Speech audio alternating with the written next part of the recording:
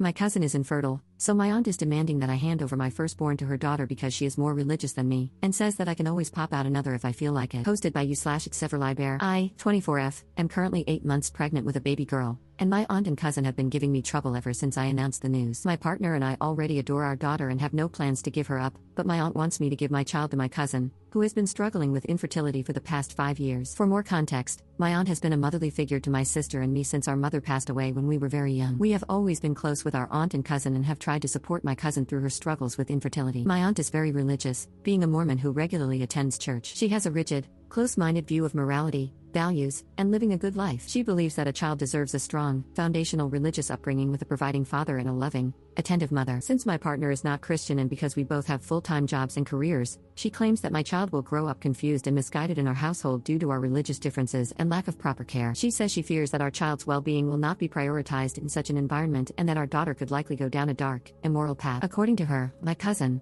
who works part-time from home, and her husband are far better equipped to provide my child with a loving home and strong religious values. I have blocked both my aunt and cousin on most forms of communication and moved to a new home, where they do not know the address. My partner and I also had a private wedding ceremony so they cannot interfere with my medical decisions. Of the two, my aunt has been more aggressive. She once showed up at my old apartment to argue with me about the situation. In a fake, pleasant tone, she tried to persuade me to join her at a cafe near her church to talk about the baby, even after I told her there was nothing to discuss and that I was keeping my child. I had to inform the apartment manager and hide until she left, which took about half an hour. My aunt has even recruited her church friends, who sometimes send me hostile text messages and voicemails. My cousin, on the other hand, has been quieter toward me but is struggling with depression and trauma after losing her baby girl last year in a stillbirth following preterm labor at 30 weeks. She has been posting on social media and joining motherhood-related groups, but I've heard through gossip that she has been banned from many of these groups due to harassing young mothers and widows for their babies. She is reportedly desperate to fix her family by getting a baby and has apparently said she is waiting for me to give birth so she can have my baby,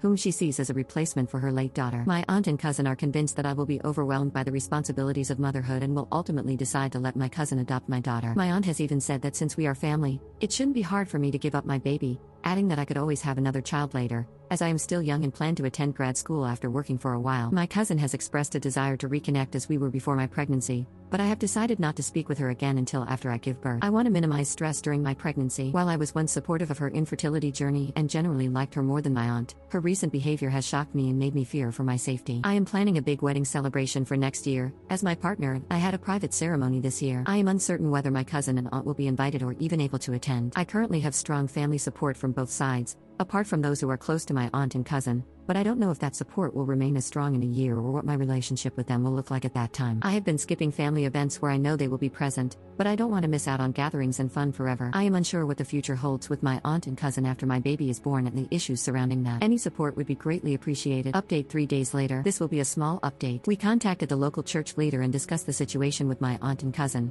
who are both active members. We spoke with him for a while. Initially, he dismissed my concerns as a personal conflict within the family and tried to refer us to counseling services. We explained to him that my cousin is dealing with trauma from her baby's death and is harboring false hopes about adopting my baby, who would be raised in a good home. We also told him that my aunt is feeding into these hopes and has been harassing me on her behalf, causing significant stress and disturbance. He told me he understood my side and acknowledged my cousin's struggles with her inability to have children. He said he would contact my aunt and cousin to hear their perspectives on the situation. I spoke with him again today. He mentioned that my aunt and cousin would like to speak with me and that they were concerned about my lack of communication with them, especially since I moved away. I explained to him that their behavior regarding my baby had influenced my decisions and pressed him for more details about what they had said. He informed me that my cousin had spoken with a church therapist and was exploring adoption to start a family, as her IVF treatments were unlikely to result in a pregnancy due to her condition. I emphasized to him that I was not giving up my baby and that my cousin was mistakenly believing otherwise. He said he understood and then began asking for personal details about how I was doing. Once again, he tried to arrange a meeting between me and my aunt and cousin and suggested counseling services. I told him I was not comfortable with that at the moment. He urged me to at least call my cousin once and said he would meet with my aunt on Sunday since I was too scared to handle it myself. Our call ended after that. I'll post any updates on what he says in the coming days under this post. Edit. I am not satisfied with his response and do not appreciate the pressure he is placing on me to reconnect with my aunt and cousin. While he says he understands my concerns, I feel he is being dismissive and is trying to force us to resolve our issues. My partner and I thought it was worth reaching out to him because of his influence and religious authority over my aunt and cousin. I'll see how the next phone call goes and consider what I can do to make him take my concerns more seriously. Edit. To clarify, I did not provide him with any personal information and have no plans to meet with my aunt and cousin in person. We are in contact with legal help. We do not live in Utah. Second update 1 week later. We spoke again with the bishop. He said that there isn't much he can personally do to resolve the situation within his capacity between me and my aunt/cousin, other than refer us to counseling services. I asked him if he had met with my aunt, and he said he had. Their conversation was apparently focused on my cousin and helping her heal. He told me that my cousin was also grieving the loss of communication with me and my sister, who hasn't been talking to her much anymore. I told him that my cousin was trying to take my baby to replace hers and that her and my aunt's behavior was threatening the safety and well-being of me and my family. I think he was losing interest in the conversation, so he just told me to do whatever I feel is best for my family, but to consider the grief my cousin has been through and to contact family counseling services for further help on this matter. My partner and I sent him an email afterward, with a copy to our lawyer, to close off communication. I decided to unblock my cousin and send her a message. I told her that my partner and I are keeping our baby and that this is not up for discussion. I encouraged her to seek proper therapy if she hasn't already done so and told her that I am not comfortable with her husband, or my aunt being involved in my child's life. She hasn't responded yet. Regardless of what she says, our relationship will not return to what it was before, and she will not be a part of my child's life. Third update 5 months later. Here is the update everyone has been waiting for. I've been busy over the last few months with the birth of my baby and projects I've been working on as I recover and take care of my new baby. I logged into Reddit a few times since then but hadn't gotten a chance to update. I'm 25 now, and my baby is almost 4 months old. Time sure flies. She's doing well and brings us so much joy. I love going on walks with her, and she's growing up so fast. I'm planning to go back to work soon, currently looking for a new job. Thank you all for your concern and well wishes, and I hope everyone is having a great time during the Thanksgiving holiday season. Now, for the update that everyone has been looking forward to, my cousin and aunt. Since my last update, my cousin and aunt went silent for a while, and my cousin didn't respond to my texts. In August, my aunt reached out to me through a new number and asked how I was and whether I'd had the baby yet. We talked. She was concerned about my and the baby's well-being, especially since I distanced myself from much of my family and had to leave my job. I asked about my cousin. She said they've been trying to adopt a baby through their church connections, but nothing has been successful so far, probably because they've just started. I asked if they had consulted with a proper adoption agency,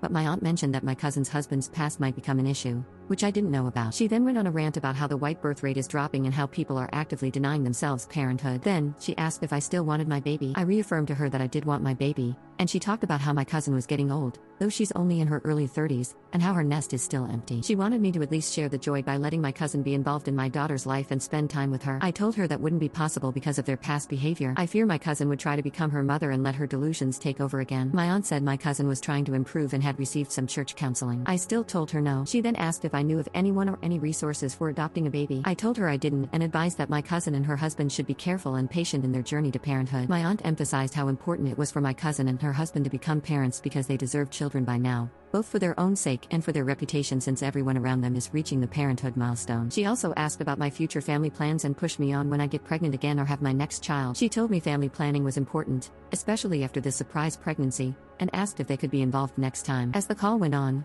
more of her usual behavior surfaced, and I was getting tired of it. I wanted to end the call, but she ended it first because she had another activity. Thankfully, I have my sister to keep me updated on what's happening with my aunt, cousin, and other family matters related to my old church. Everything my aunt said about my cousin appears to be true. According to my sister, my cousin's overall mental health seems to have improved from its worst point, but she still has deep depressive periods. She sometimes feels very empty because of her lack of children and her worsened relationships with me and my sister. My cousin and her husband are also trying to find an IVF doctor abroad in hopes of a miracle since many of their options are shutting down here. My cousin apparently still views my baby as something she lost, but she believes God will give her children soon and has been working on seeking forgiveness for her sins. We're skipping Thanksgiving with my side of the family in a few days for obvious reasons. I plan to return to the workforce soon, likely after the holidays. I've made all the necessary childcare arrangements with precautions, and the future is looking good overall. Again, thank you all for your support.